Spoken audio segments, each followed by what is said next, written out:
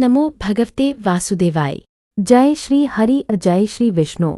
हे समस्त जगत के पालनहार, हे माघ मास के अधिपति, हे पुण्य सलिला गंगा के तट पर वास करने वाले श्रीहरि, आपके चरणों में कोटि कोटि नमन। आज हम श्रवण करने जा रहे हैं माघ मास की पुण्य कथा का 9वां अध्याय, जो मनुष्य को पापों से मुक्त कर मोक्ष के मार्ग पर अग्रसर करता है। जो भी श्रद्धा से इस कथा को सुनता है, उसके समस्त जन्मों के दोष नष्ट हो जाते हैं। माघ मास को सभी मासों में श्रेष्ठ मास कहा गया है। इस मास में किया गया स्नान, दान, जप और कथा श्रवण सहस्र गुना फल प्रदान करता है। शास्त्रों में कहा गया है, माघे स्नानन महापुण्यन सर्वपाप प्रणाशनम, अर्थात माघ मास में किया गया स्नान मनुष्य के सभी पापों का नाश करता है। गंगा, यमुना, सरस्वती या किसी भी पवित्र जल में सूर्योदय से पूर्व किया गया स्नान भगवान विष्णु को अत्यंत प्रिय है। एक समय की बात है, राजा परीक्षित ने महर्षि शुकदेव जी से प्रश्न किया, हे मुनिवर, माघ मास में ऐसा कौन सा कर्म है जिससे मनुष्य को दुर्लभ मोक्ष की प्राप्ति होती है?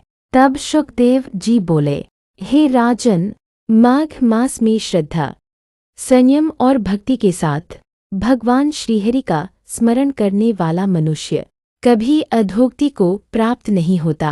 प्राचीन काल में एक निर्धन ब्राह्मण था। उसके पास न धन था न अन्न, किंतु उसके हृदय में भगवान विष्णु के प्रति अटूट श्रद्धा थी। माघ मास आने पर उसने निश्चय किया, चाहे जो हो जाए, मैं प्रतिदिन प्रातः स्नान कर श्रीहरि का पूजन अवश्य करूँगा।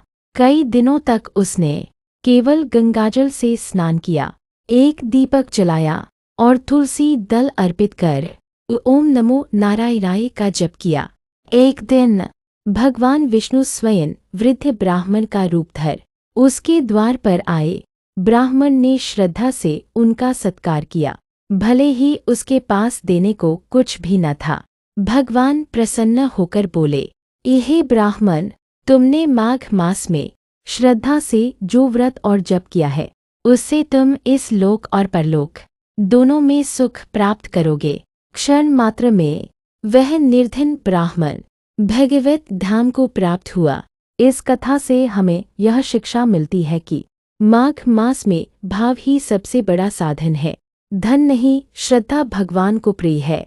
जो भी इस मास में संयम रखता है, वह जन्म मरण के बंधन से मुक्त हो जाता है।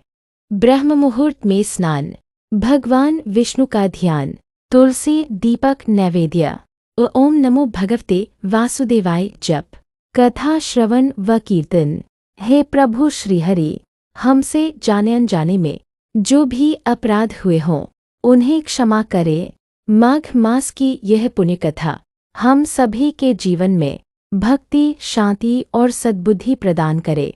जय श्री विष्णु, जय श्री हरि। हरि ओम तत्सत।